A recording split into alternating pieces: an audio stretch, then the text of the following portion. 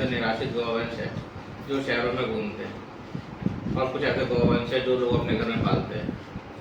क्या हमारे गौवंश अधिनियम एक्ट में ऐसा कोई प्रावधान है जो लोग गौवंश को अपने घर में पालते हैं उनका कहीं पंजीयन होता है या नहीं होता है? जैसे नगर निगम, नगर पालिका या ग्राम पंचायत क्षेत्र में जो लोग अपने घर में पाल रहे हैं उनका हम लोग ये चाहते हैं कि उन सभी लोगों का रजिस्ट्रेशन नगर निगम या नगर पालिका या ग्राम पंचायत में हो, तो उन गौवंशों का भी पंजीयन हो, ताकि हमें ये पता चल सके हमारे क्षेत्र में कितने लोग गौवंश को पाल रहे हैं और नहीं पाल रहे हैं। जब उनको लाने ले जाने के संबंध में कोई कार्य किया जाता है, जब उनकी खरीद फरोख्त करते हैं, तो उसके संबंध में क्या क्या नियम है, इस बारे में थोड़ा हम लोगों को अवगत करें। तो आपने स्वागत किया, धन्यवाद आपका। दूसरा ये आपका जो प्रश्न है वो बहुत जायज़ है। जहाँ तक रजिस्ट्रेशन का सवाल है, हर एक गौवंश का टैगिंग होती है, वो एक रजिस्ट्रेशन ही है।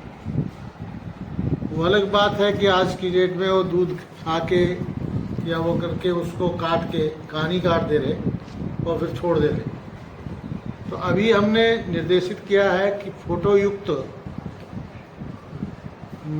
जो टैगिंग होगी वो फोटो सहित हो, और साथ ही जन्म मरण का रजिस्टर भी हो कि यदि वो गाय मर गई या कुछ कारण हुआ तो वो उसका हिसाब किताब होगा, उसका लेखा जोखा होगा, ये रखने के लिए निर्देशित किया है।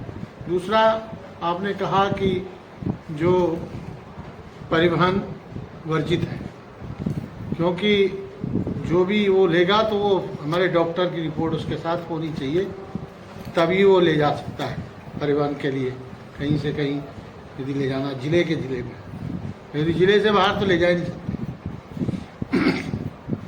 तो जहाँ तक रही कानून थोड़ा कमज़ोर होने की, अभी उसमें गैंगस्टर लगना शुरू हो गया। 2 बार से जो गौकसी में गया होगा तो तीसरी बार उस पर गैंगस्टर लगेगा ही लगेगा।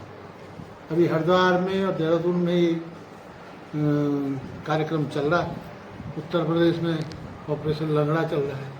तो कुल मिला के और आवश्यकता है सख्त करने की। हमारे यहाँ पूर्णतः प्रतिबंध है गौवध पर, गौवंश हत्या पर पूर्णतः बंद है, प्रतिबंध है, और जो लोग करते हैं उनके लिए सख्त सजा का प्रावधान करने जा रहे हैं।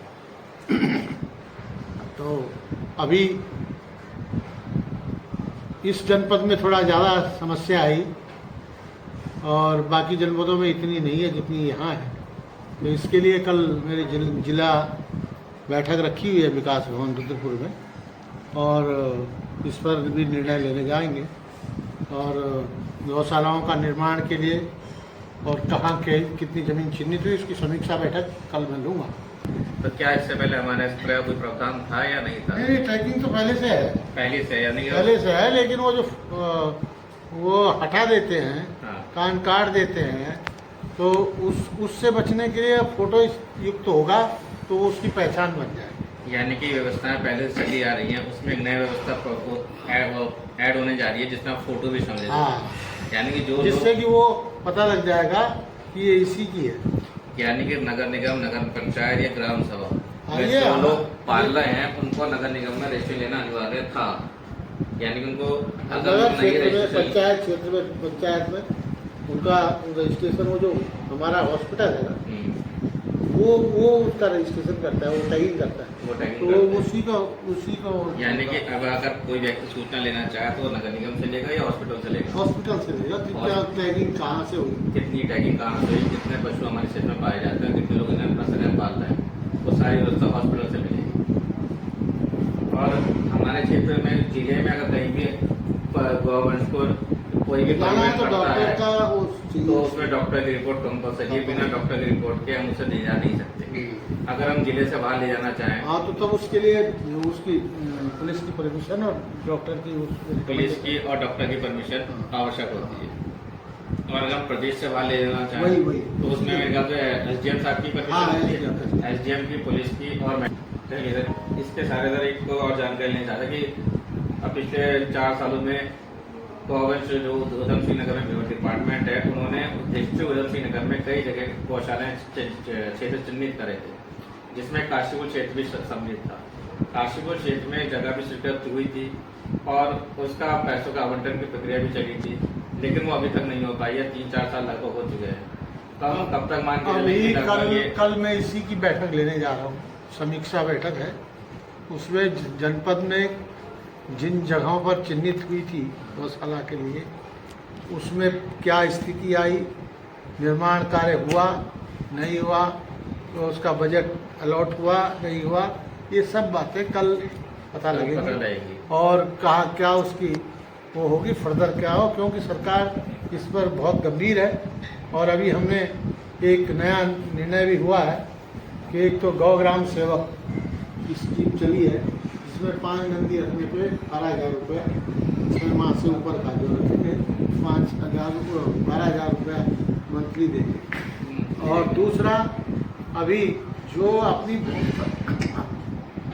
भूमि पर जो एनजीओ वो गौशाला बनाना चाहता है तो 40% वो लगाएगा, 60% अनुदान देगी सरकार। ये बहुत अच्छी।